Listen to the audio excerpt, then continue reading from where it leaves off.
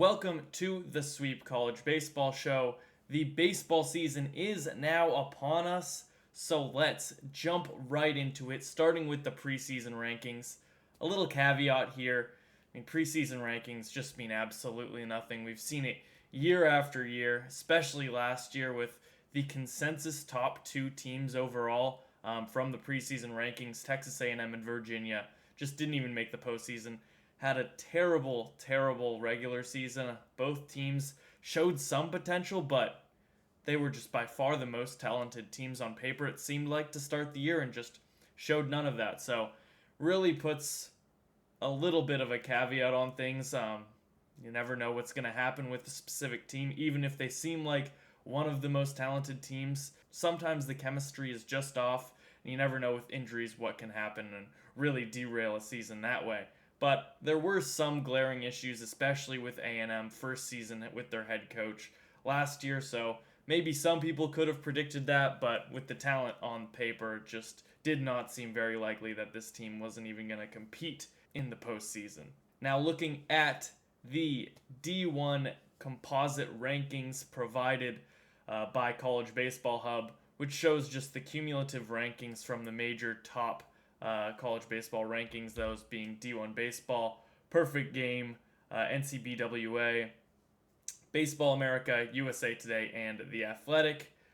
So all these polls have a lot of credibility, and combining them, you should get some sort of sense on where teams should hopefully pan out to be. It's just based off their talent level and what we've seen from them in the past. Now, running through the top 10, we have LSU at 1, obviously the national champions from last year, so didn't lose too many pieces and expect them to put together a good run this season as well. And then UCLA, a team that was kind of surprising last year with a lot of underclassmen, especially sophomores.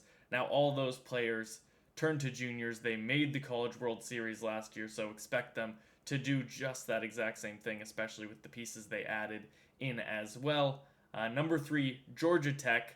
Now, this is a big riser from last year, but this team has all the potential in the world. Their offense just looks to be potentially one of the best, if not the best, in the country. So if they can just settle down the pitching from the past few years a little bit, then this team can definitely compete for a national championship. Now going to number 4, another SEC team with Texas. Could have one of the best pitching staffs in the country. The bullpen looks phenomenal, even with one of their best bullpen pieces last year moving to the starting rotation to begin the year. Still potentially one of the best bullpens in the country. At 5, Mississippi State. Obviously, new head coach there.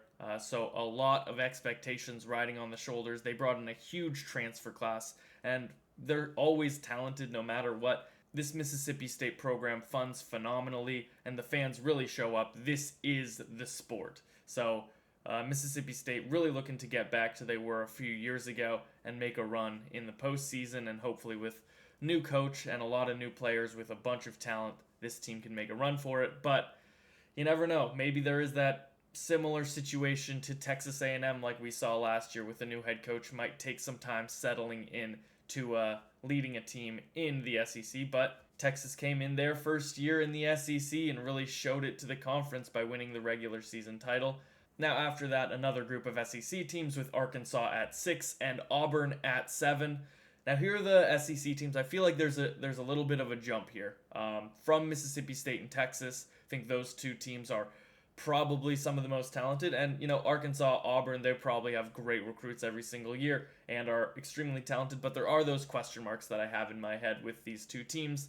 Arkansas lost a lot of top end talent, so they're going to need to replace it, but I think their pitching staff will be able to settle things down even if their offense isn't as good as it has been in the past. Arkansas always seems to have one of the best pitching staffs in the country, and I don't think this year will be much different.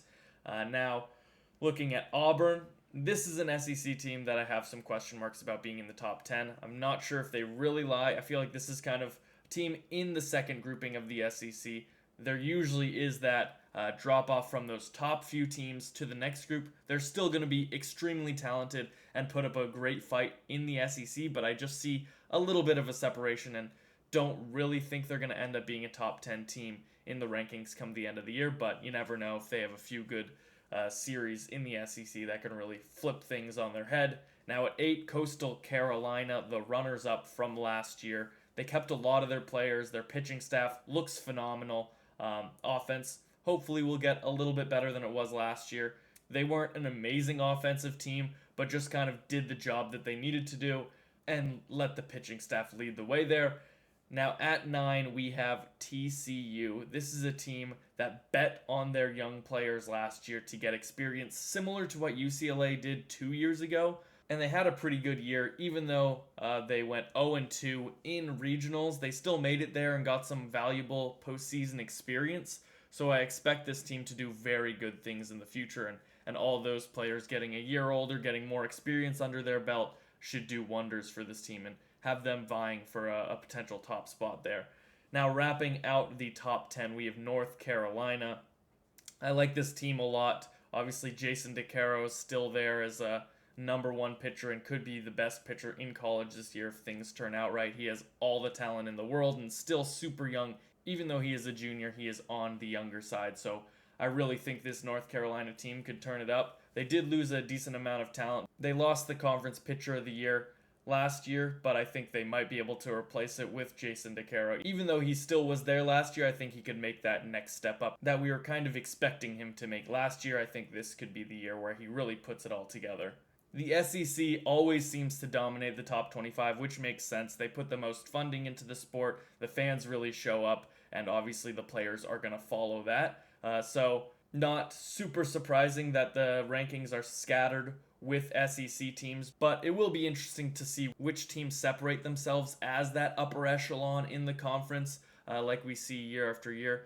It's always a question mark going into the season with just so many talented rosters, and one series can really turn things on its head, and that is always the conference to pay attention to, with upsets and things changing very quickly with who is leading the conference. Now I want to look at the preseason betting odds provided by DraftKings here. You can see it on the side of the screen and compare it to how the preseason rankings turn out. And there are definitely some things that jump off the page there with what seems like very valuable picks right now.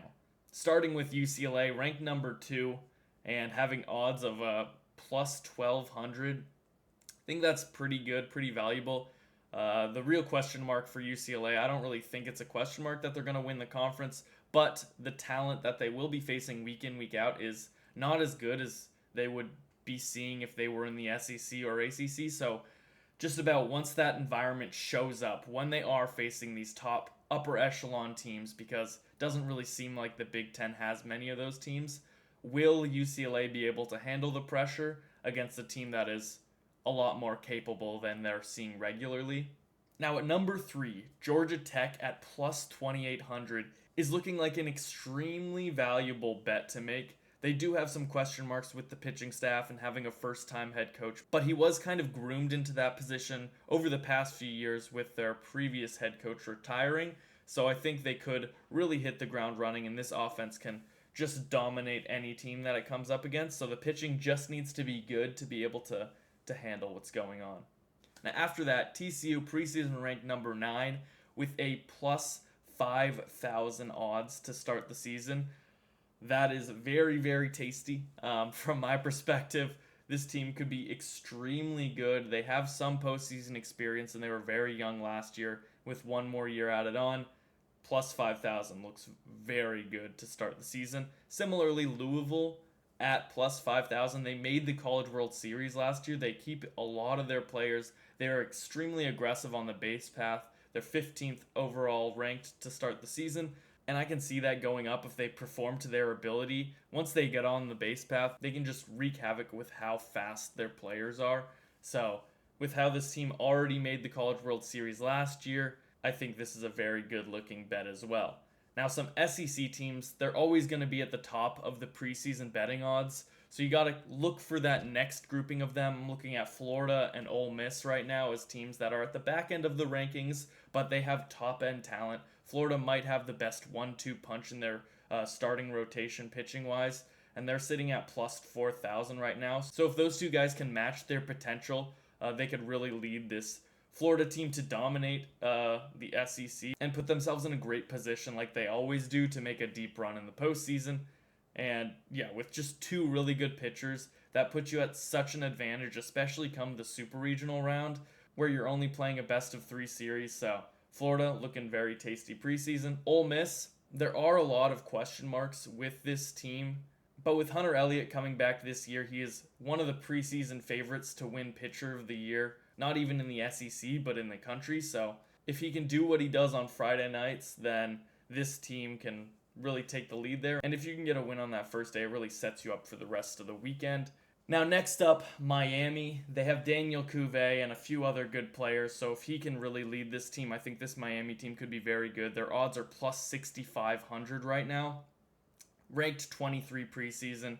Now, UCSB, a team that's kind of under the radar. I feel like they always are. They're going to be ranked at some point, I expect, but they're plus 20,000 right now preseason odds, but they have not made it in the composite rankings. But a plus 20,000 for a team that is this talented coming out of the West Coast, I think is a very, very good pick to start out the year. Those were the preseason betting odds that I liked the most out of everything, but that will continue to update, and I'll track those and give any good odds that pop up later in the future. Now, heading in to the big part, we have our predictions, preseason predictions headed up. See how wrong I am at the end of the year with all these categories. But looking at 8 for Omaha, National Championship, obviously, Player of the Year, Pitcher of the Year, and the biggest surprise, a little just added in, see if I can pick a team that maybe is off the radar a little bit, but I think could make a deep run in the postseason. Starting with the 8 for Omaha, going with a few of the top teams, obviously. I can't go against what I think are the most talented teams in the country. UCLA, LSU, Texas as teams that I just think have a very good shot at making a super deep run into the postseason, if not winning it all. Georgia Tech there with them. I think there's a little bit more question marks with them, even though they have maybe the most talented hitting group in the country. I think there are some question marks there overall. And got to give a shout out to Coastal Carolina as the 5th team I'm choosing to make Omaha. Made it last year, retained a lot of their top players, and I think they have that capability of doing it again. They're set up to make a deep run in the postseason. And then some of the maybe less expected teams, even though TCU is a top 10 team, I think, in the country starting preseason. Maybe they're a little under the radar because they aren't in the SEC or ACC. The Big 12 has had a few down years, but I think TCU is ready to make that jump. They bet on a lot of young players last season, like I previously mentioned, and they got that experience, made the postseason, even though it was a short run. But I think that will really help them in the future, and this team is really talented, and I think that year will put them up there as one of the top contenders. And then a few of maybe the more wild cards. Louisville as my 7th team. They're a different kind of team than we've seen in other places. They rely on their speed a lot, but they still have some power, so they're a great combination of power, speed that a lot of other teams can't really compete with. They more focus on one category. I mean, the college baseball world has just put so much into power bats now that seeing a team that steals as many bases as Louisville does, I think gives them an advantage in a category that other teams don't really see that often. And then the last team I'm picking is also going to be my biggest surprise, and that is Alabama. They're very old, have a lot of question marks because they are bringing in a lot of transfer players, but if a majority of those guys, even a few of them, pan out to be able to compete in the SEC and be a good player, then this team has a very good chance of making a deep run, obviously led by Justin LeBron. If he can put up similar numbers than he did last year, I think this team could be very, very good. From that, we have 3 SEC teams, 2 ACC, 1 Big 10, 1 Big 12, and obviously Coastal Carolina as leading up the mid-majors there. Now for Player of the Year, I'm going back-to-back. Rock Chalowski.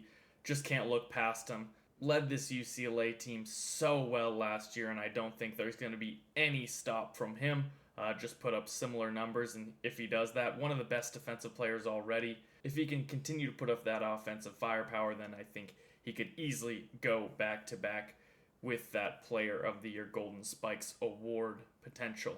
And for Pitcher of the Year, I'm going to the SEC. Hunter Elliott, if he can dominate like he has when he is healthy, then he could win this award. And I think it's his for the taking, because if you're in the SEC and put up great numbers, that just puts you in a different category than any other conference out there, and Hunter Elliott continues to do that. If he can improve just a little bit from last year, I think he's a front runner for Pitcher of the Year.